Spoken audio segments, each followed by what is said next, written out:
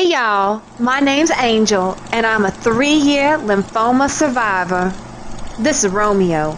He's my best friend and my rock. This is my mama and daddy. Y'all can call them Mr. Johnny and Miss Kristie. The four of us are closer than two roaches on a bacon bit, and this here is the story of how my mama and daddy sacrificed absolutely everything to save my life.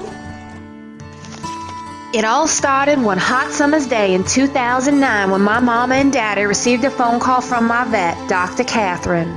She said the lump on my belly was cancer, lymphoma to be exact, and that I had to start chemotherapy treatment immediately, especially if I wanted to be the flower girl in mama and daddy's wedding. Dr. Catherine gave me just 6 months to live with chemotherapy alone, and mama and daddy were thinking about canceling the wedding to pay for my treatments. I wasn't ready to leave my family. I was only 5 years old. I was cornered like a rat in a trap. We had to do something awful fast, or I might not get to wear my dress. Thankfully, Mama and Daddy weren't about to lay down like some fat house cat. They wanted a cure. Doc said my only hope was a canine bone marrow transplant.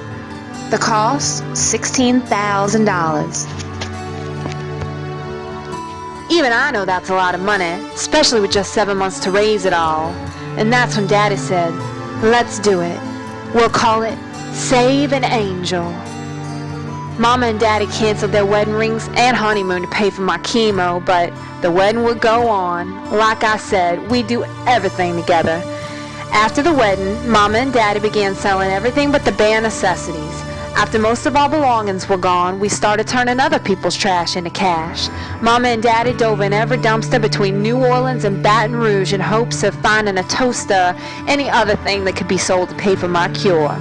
Daddy would fix up stuff that didn't work, and then Mama would sell the stuff online. Our first real donation came from a lady at our first yard sale. She dropped $2 in an empty pickle jar and said, "For your doggy." Then she patted my head and walked away. That nice lady smelled like hope in full bloom. Her gift left both my mama and my daddy speechless, and while $2 may not sound like much to y'all, it meant the world to us. That woman's generosity changed our lives forever, and it was in that very moment that we all vowed to paw it forward after I got my cure. When it was clear we weren't going to raise the money in time doing yard sales alone, Mama gave all the proceeds from her Mardi Gras bee company to Save an Angel and began campaigning to save my life full time, a position she maintains to this day with no pay. Mama and Daddy were always on the computer in those days. It was before their phones were smart. We were on all the sociable sites, and Daddy even started our own website. We contacted every canine cancer organization and fund that offered money to save dogs like me.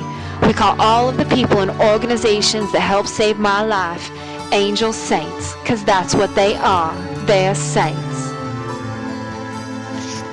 At times our goals seemed as unreachable as the stars themselves, but my parents never gave up hope. They loved me so deeply that they weren't willing to accept anything less than success. And I bet if you could put my parents' love into a syringe and injected it into my cancer, I wouldn't have even needed a bone marrow transplant. I don't think any puppy would. On May 2nd, 2010, the four of us stopped at Petco, packed up our car with knuckle bones, and headed to my cure.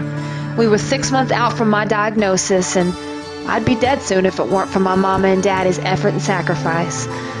On May 7, 2010, I got my cure, a life-saving canine bone marrow transplant. I walked in that hospital as a cancer patient and left as a survivor, y'all. Thanks to my mama and daddy and all my saints, I had the rare opportunity to fight cancer and win.